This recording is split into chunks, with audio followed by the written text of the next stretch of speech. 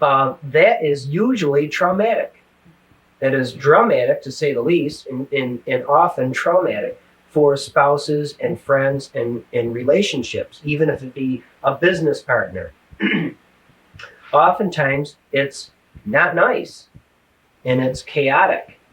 Again, the statistic that I've given in other talks is that intensive near-death experiencers who have been married for a period of time prior to the near-death experience and that are married during that time, they will become separated and or divorced within 3 years. And it's like 90-some% of spouses.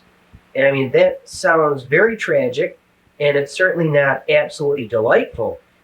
But there are cause and effect relationships that can be considered and thought out sociologically, psychologically, and spiritually. One of the things that I usually say in a talk like this is just be aware of that. Now, for you people and myself who have had some type of a spiritual awakening and have been spiritually oriented in the last couple of years, be aware that casual friends, relatives, and so on are not aware of what's going on in your mind or in your soul or in your heart. And that if you are the rough, tough, rather macho Tom Sawyer who is steadfast and trustworthy and a very sexual being to my wife Elaine, but not only had I better never catch you kissing anybody else, I never will. And don't you ever expect that of me. And then all of a sudden, Tom is not only on national television, but in an audience of 300 people to 1,000 people and hugging fervently all of those people. And I mean, hugging people that prior, through bias and prejudice and so on, I would never shake hands with. In other words, I would shun. I would say, it's really nice meeting you. That's okay, we'll shake hands later. Or just, no thank you, goodbye. And now I feel saddened to have to walk away from anybody, good or bad, tall or short, or anything like that, without a fervent hug. And I mean, does that make me better than anybody else? Well, it does in a way. In other words, it's much better to be more open and unconditional and be able to take delight in a good hug. But then we have situations where, and it's very typical of near-death experiences, including myself, where suddenly I am in love with everybody else. And I don't mean to say I do mean to say everybody else, meaning everybody. Now, that does not at all mean that my love, my intimacy, my lust, my intellectual partnership with my wife Elaine is decreased at all. There is no decrease. In fact, it was increased. My appreciation for her increased instantaneously. Now, how does that come out the next day? Well, the next day, in fact, I recall saying more fervently, I really do love you. As I was able to say that. It was the first additional realization. So it was a little better that way. Well, be careful of the idea that you're getting that, gee, Tom got better the next day. Because what did Elaine experience? Well, I said that so methodically, or when I did say that, it was either only lustful, in other words, I really love you, let's go to bed, or I love you, can I have more money? It was very conditional. And she can't really see or know that I'm being more unconditional. And I'm actually using the word love, I mean the real word of love. You had said at one time that many near-death or all near-death experiences come back experiencing more of a detached love. That, like you say, you love everybody equally and nobody really intensely. There have been several that I know personally, a near-death experiencer, who came back and had a difficult time showing, telling, and participating in the love relationship with their spouse. And I mean all the different ways, including sexually, because it was so different that, I love you, I don't have to show you with hugs and kisses and as a sexual expression intimately and in that way. I can just love you from the other side of the room. And it might sound funny, it might sound wonderful to some people, it might sound terrible to other people. If you would have said that to me 3 or 4 years prior to my near-death experience, I would have said, wait a minute, the only thing that is free and clear is sex. And the only true expression of a spousal love is having sex and being able to love each other in that way. It doesn't cost money, it's free, it's available, it's without condition, meaning you don't need permission or all of those attitudes and so on that was typical and usual for me then.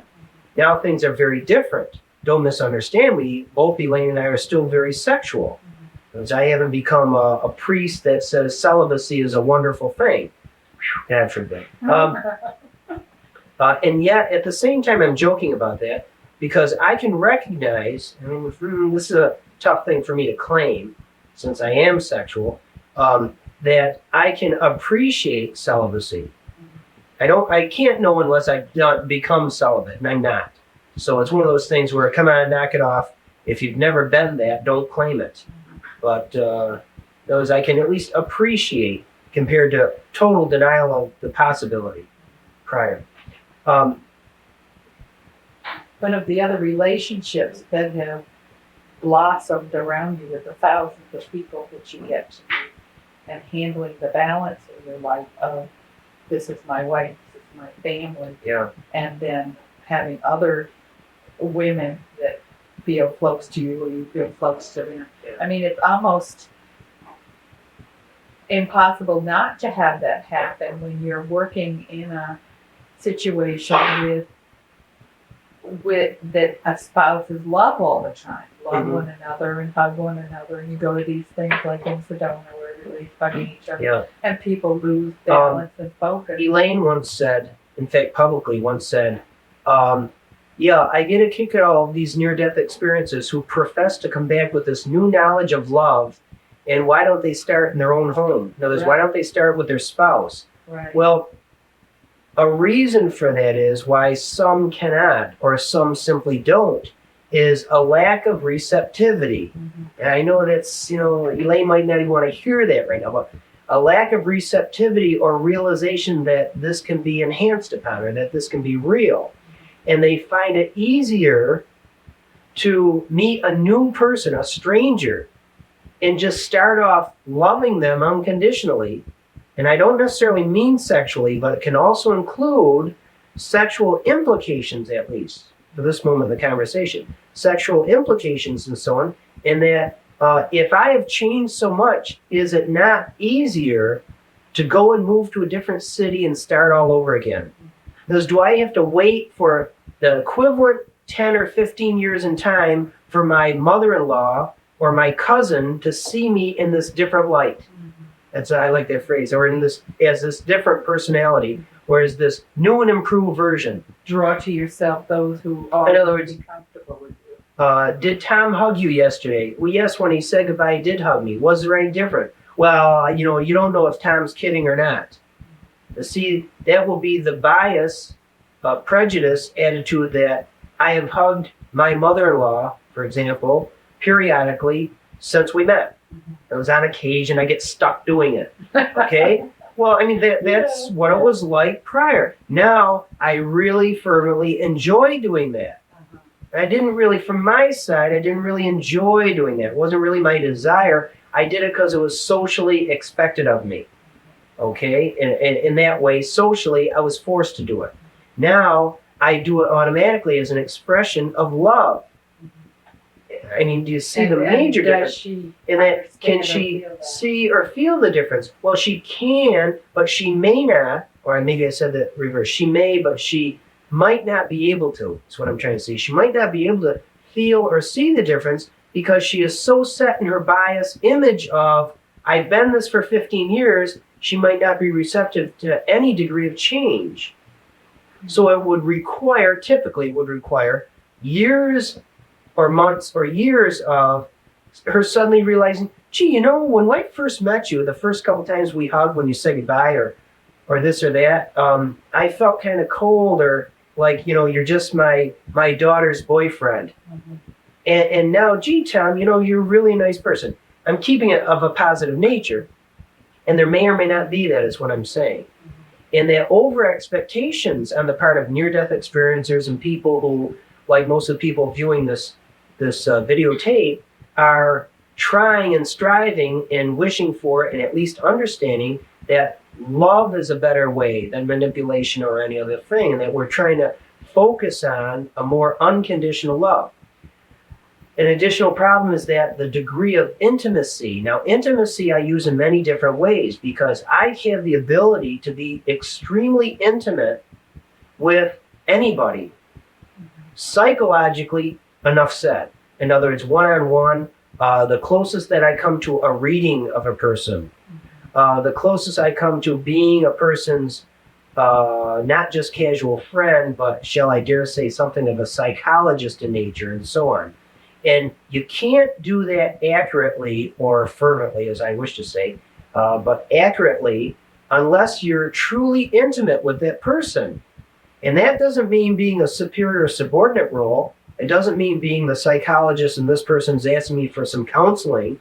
It doesn't mean any conditional thing. It means that you are intimate enough to be equal with that person and delve into their persona or personality. And I mean, I have the ability to do that comfortably. I'm not saying that other people are not as comfortable as I am, but I have seen in many, many circumstances, as we all change toward this more unconditional love and positive attitude and striving for it, no matter how successful we are at it, there are situations where your mood, your degree of intimacy, your needs can be met in different and various ways. They can be met equal to your spouse. Now, I'm kind of steering away from and eliminating the lustful sexual part of this because I want to keep it, uniform and okay and socially acceptable for the moment as we develop in this conversation. And everything is okay. But then if you have somebody who is so normal and usual and knows who you are, your likes and dislikes, in other words, a spousal relationship, the degree of familiarity, and it's, well, I thought I told you this, instead of, did you recall that I told you this? See, you will treat a stranger nicer than you will treat your spouse, usually. In normal spousal conversations, I am 100% as guilty of doing this to my wife Elaine as she is of doing it to me and everybody else. In other words, how do you talk quickly to your spouse? Oh, did you get the stuff? Now, there's nothing really wrong with that, unless the mood is not that good. And then that's one more irritating demand. Or if it were a stranger, you would have taken the time to say it a little right. You might have even said the same words, the same way, oh, did you get the stuff? But the reaction will be, oh, yes, I did. Is there something else you would like? Yeah. I mean, can you hear two spouses saying that after 15, 20 years of marriage? Or it doesn't matter the time, even if it be 6 months, saying, oh, yes, is there something else you would like? The more typical reaction is the abbreviated, yeah. That's all. That's enough said. Well, what do you mean? You know what I'm talking about. See, those things that can gradually become minor irritants. And you don't get that from new acquaintances. Now, here you are, all full of love, and you have new acquaintances who are new and refreshing and unconditional. And yet, do I love Elaine any more? Yes, I do more. Do I love her any less? No, not less at all. But it can be more satisfying to just have a sit-down conversation with a casual stranger than it is to have to go home and talk to Elaine about the phone bill. Right.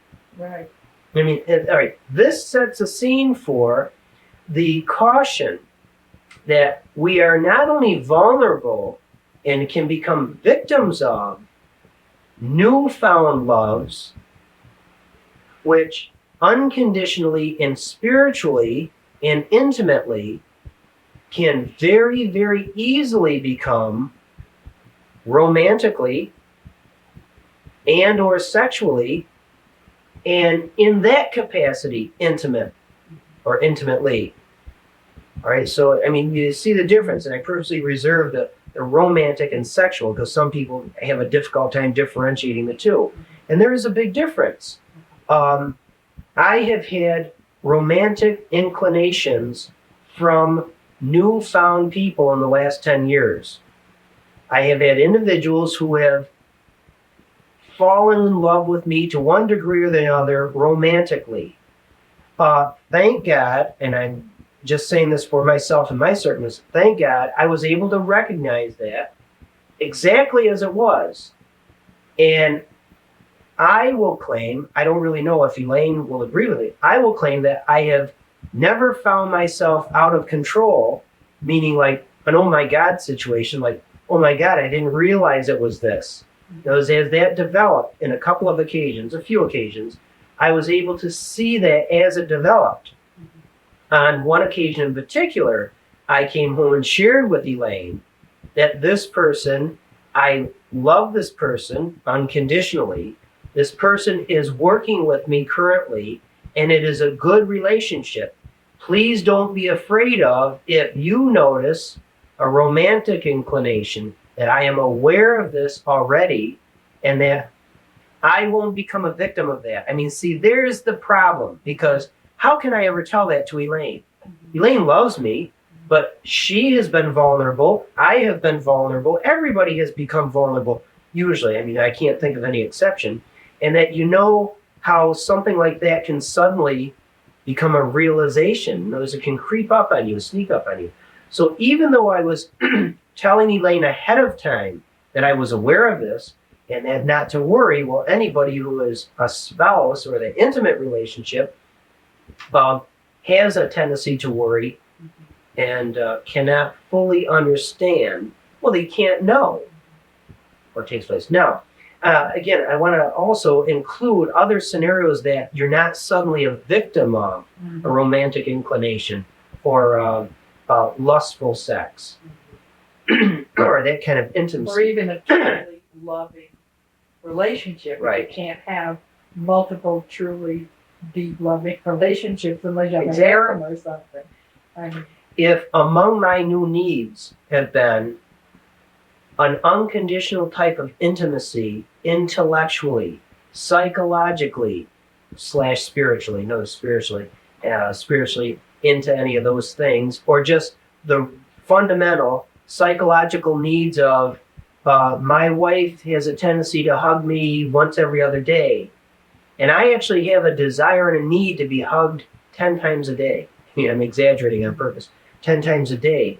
If I find that I can receive that, okay, in other words, this is even socially acceptable, okay, by being at John's house or Alice's house.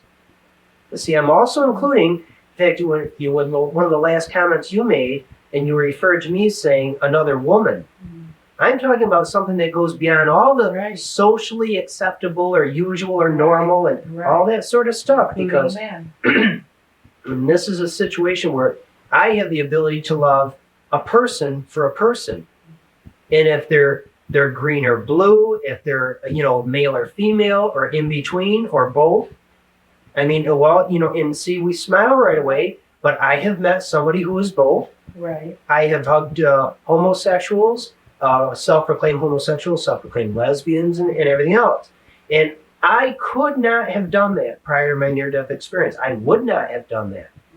I mean, I bordered on the person who would actually physically abuse somebody only because of their difference, either socially or sexually. And so in other words, I've changed that way.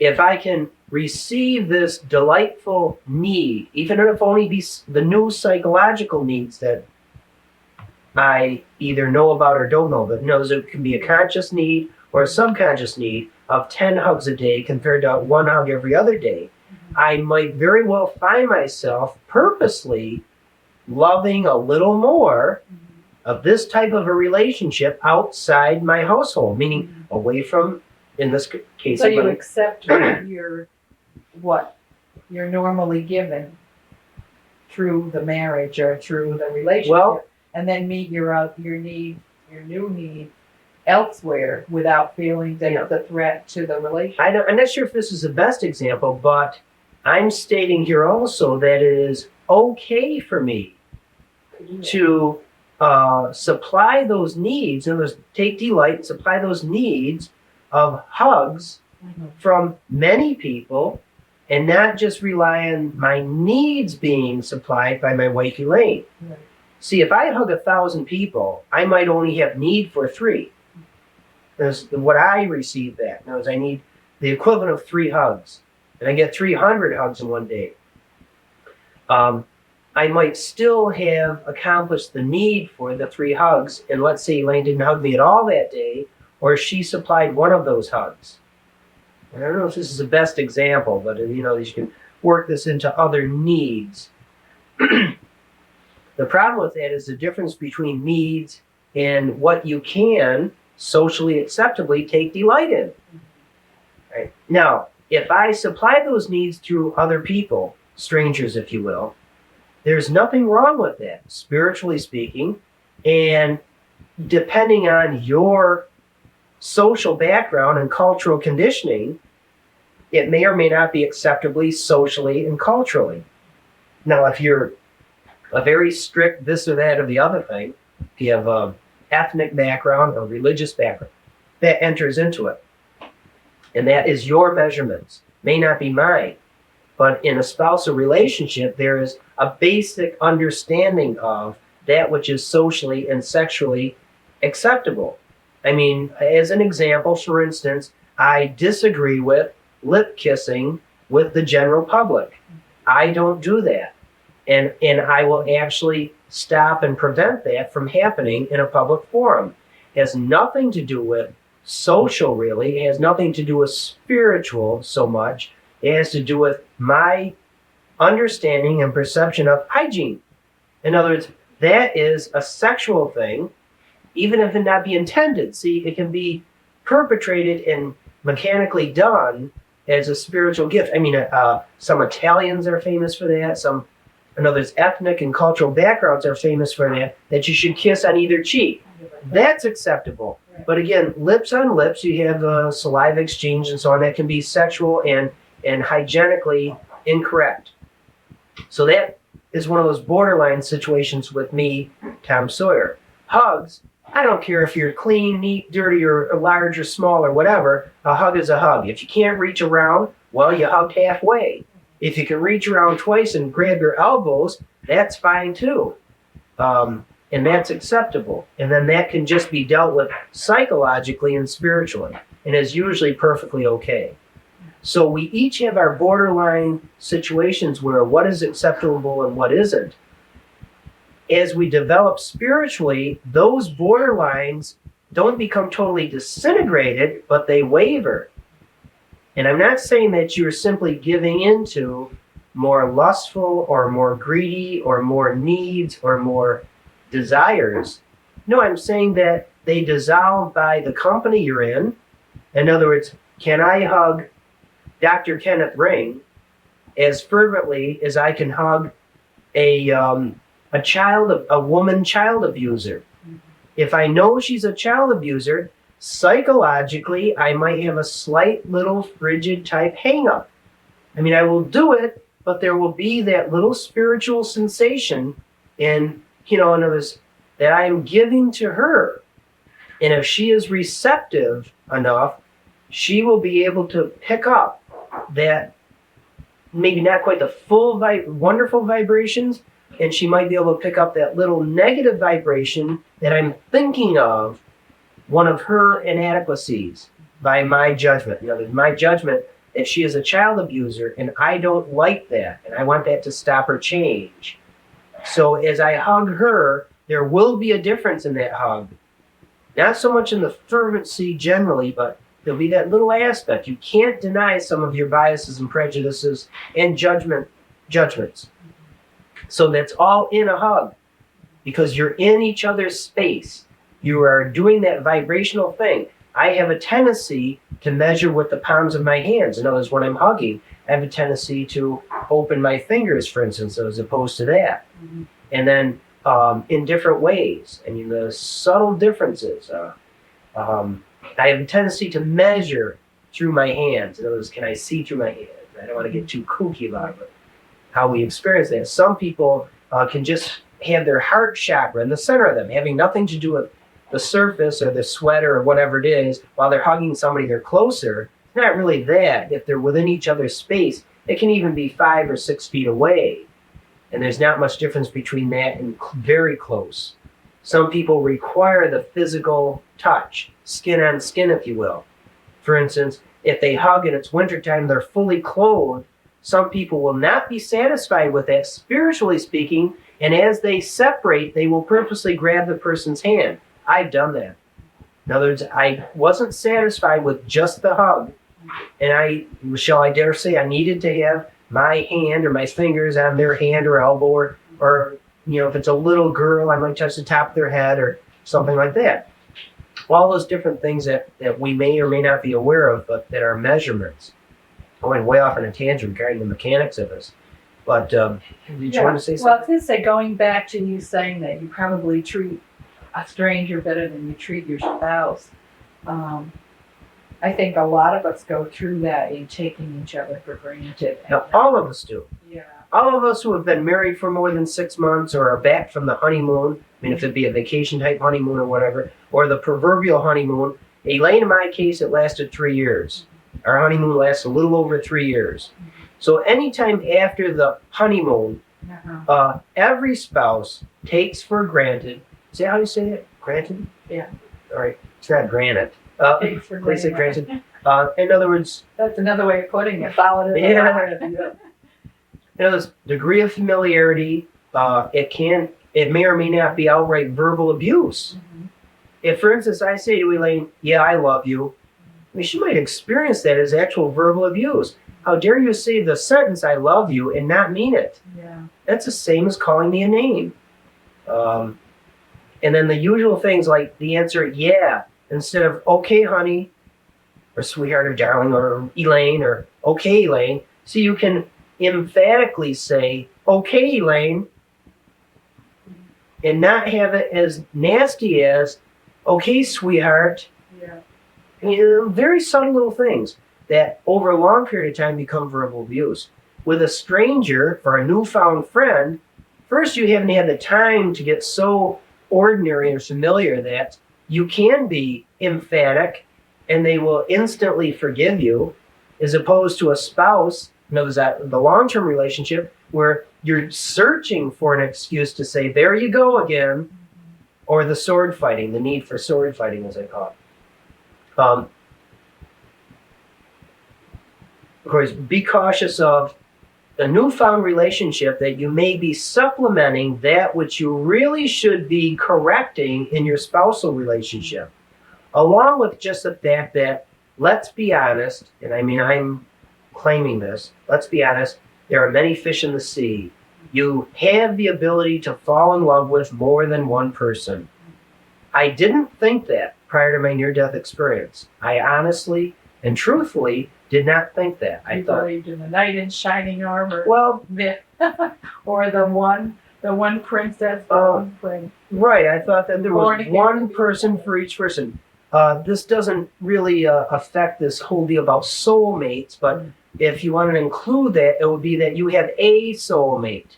And even regarding that, if you want to use that phrase, and I'm not that familiar with it, but a soulmate, even a soulmate, there's more than one, depending on your long-term interpretation of a soulmate. In other words, that there are more intimate and loving relationships with